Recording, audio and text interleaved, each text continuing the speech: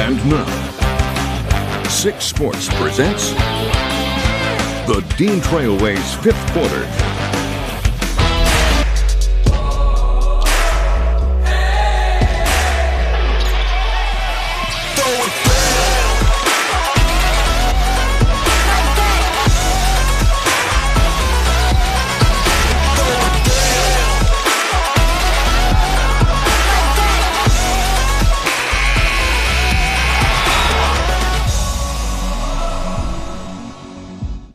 After a little holiday break, we are back and ready to hit the ground running in 2024, as are our high school basketball teams. Thanks as always for tuning in to the Dean Trailways Fifth Quarter. I'm Ian Kress. And I'm Haley Shongart. The games became a little more meaningful in the new year, and it was the case tonight for our big game as Lansing Sexton and Charlotte met with first place in the CAAC White on the line.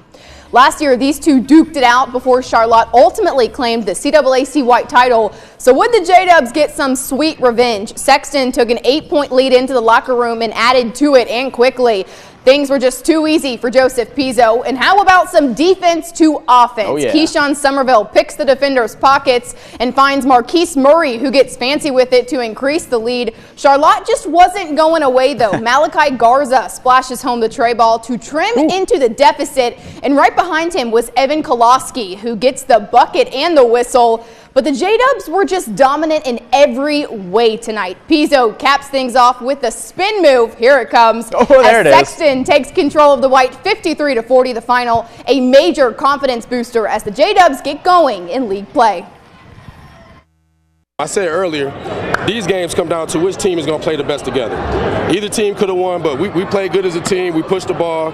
We did all right from the free throw line, and we pulled it out. So that's a very big win for us. You know, things didn't go our way. Freshman year, we thought we were going to, have a great conference run, and just, when stuff doesn't go your way in life, you got to stay on track. When you get your next opportunity, you got to take it for advantage, and that's what we did tonight.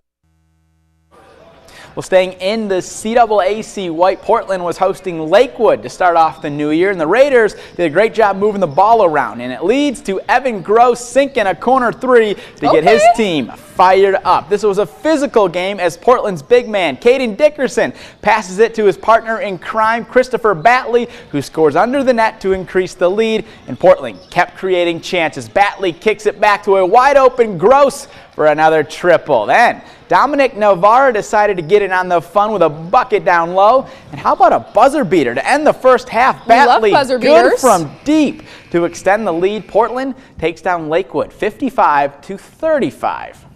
Let's head over to Lansing Catholic. The Cougars taking on Eaton Rapids at home. And this one went right down to the wire. Fourth quarter, DJ Rowley drives the lane. Count that baby in the foul. Cougars in front. But the Greyhounds strike back. The ball makes its way to Aiden Adkins, who fires from downtown. Swish. Eaton Rapids up by one. Immediate response from the Cougars, though. Good ball movement. And then Alex Fernandez gets it down low. He cashes in the easy layup. Catholic back in front. Less than a minute left. Braylon Novak drives inside and somehow gets the shot to fall. What a play to put Eaton Rapids back on top. Catholic down two. They'll have a chance to win it at the buzzer, but it comes up short. 4 wins in a row for the Greyhounds, 58-56 the final.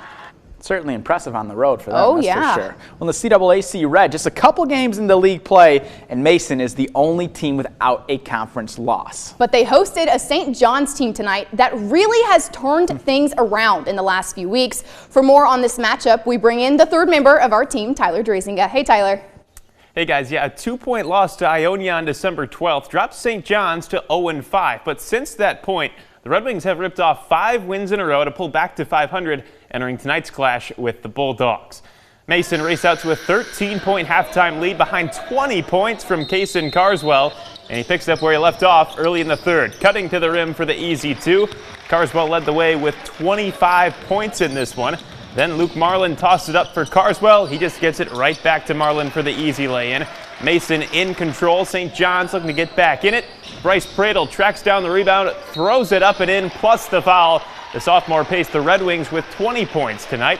But Mason was just too much. They pop it inside and back out to Levi Stambaugh.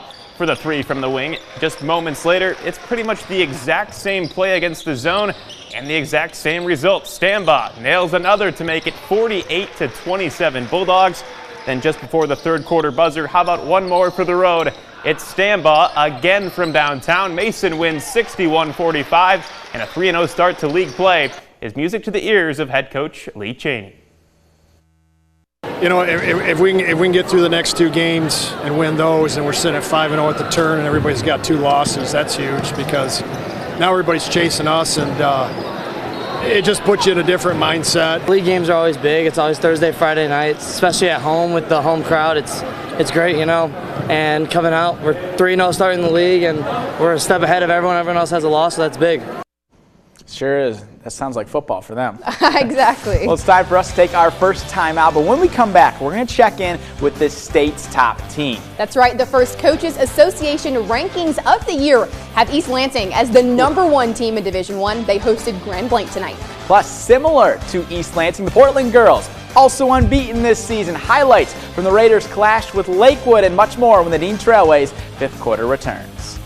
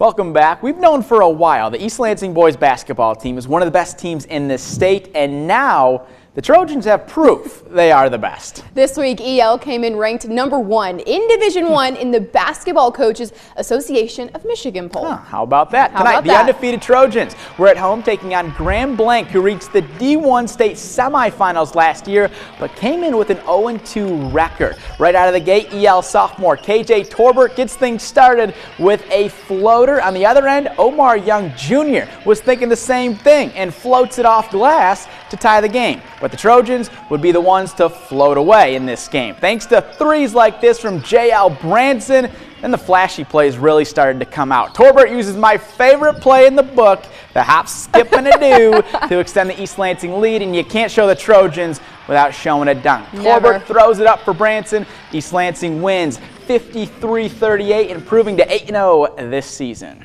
Like the new hair, JL. Well, just down the road in Rams country, Holt played host to Coldwater. And what better way to get the party started than a Danye Thomas 3, am I right? Oh, yeah. Next possession, Carter Bishop turning a turnover into a touchdown, as Tom Izzo likes to say. And he was just getting started. We've seen this plenty of times before from the corner. Bishop is nothing but net, which forces Coldwater to take a TO. And I got to show this next highlight because check out the moves Brandon Mercer breaks out. Opponents might want to watch their ankles around him. Holt puts its foot on the gas and never let up. They win big 76-55, the final. Turning our attention to girls hoops, the defending state champion Lansing Catholic Cougars fell to 2-3 on the season after a pair of tough losses over the Christmas holiday. But they got back in the win column tonight with a 65-15 win over Eaton Rapids. Should be a great game between the Cougars and Portland coming up on Tuesday. The Raiders were at home tonight looking to stay unbeaten on the season against Lakewood. This Portland team really pushes the pace, and that was on display again tonight with a long outlet pass to Lily Thalen for a Raiders lay-in. Then Summer Stopczynski isn't stopping for anybody, driving across the lane for the left-hand finish. Finally, with 3 seconds to go in the first half, Paige Spadowski catches on the wing and nails a 3 at the buzzer. Who needs Caitlin Clark when we've got buzzer beaters right here in mid-Michigan? The Raiders stay unbeaten with a 45-17 victory. Staying in the CAAC white, the J-Dubs welcomed in Charlotte, and Sexton wasted no time making sure the scoreboard worked. Rolena Jackson floats it home to get the ladies in white on the board. On the other end, Kaylee Pugh gets to work in the paint, gets 3 points the old-fashioned way.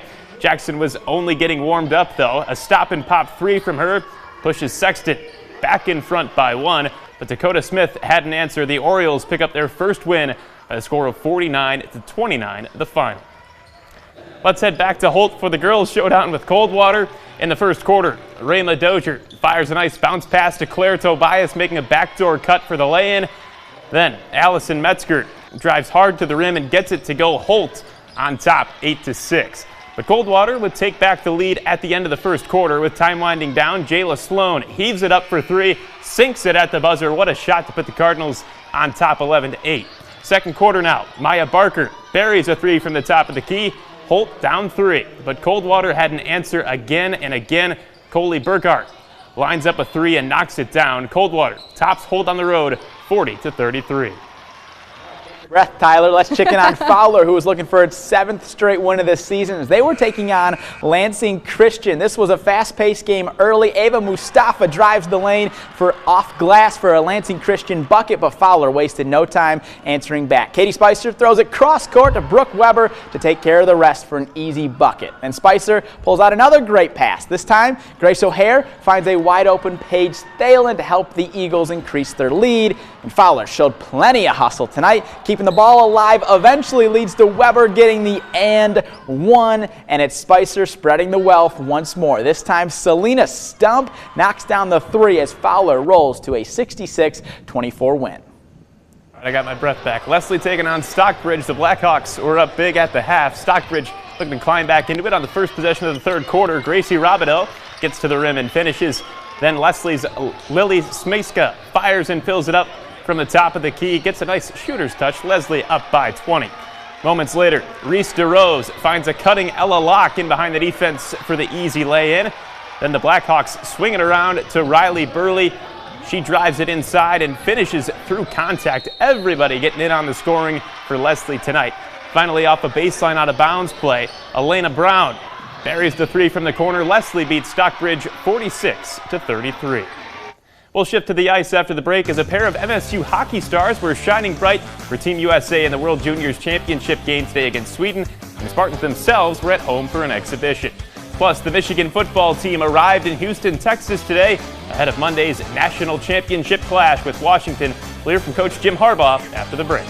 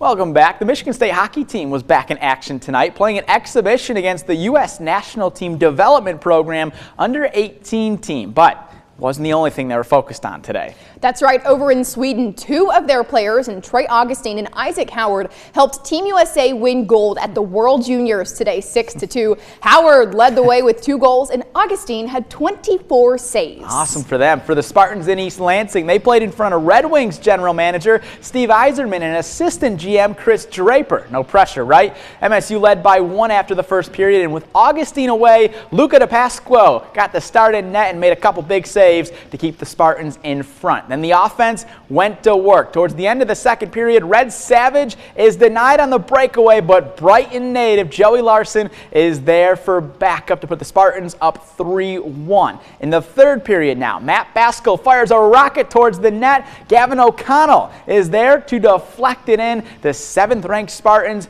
win an exhibition 5-2 and will resume Big Ten play next weekend at Penn State. Well, just 4 days after taking down Alabama in the Rose Bowl, the Michigan football team left Ann Arbor today to prepare for Monday's national championship against Washington.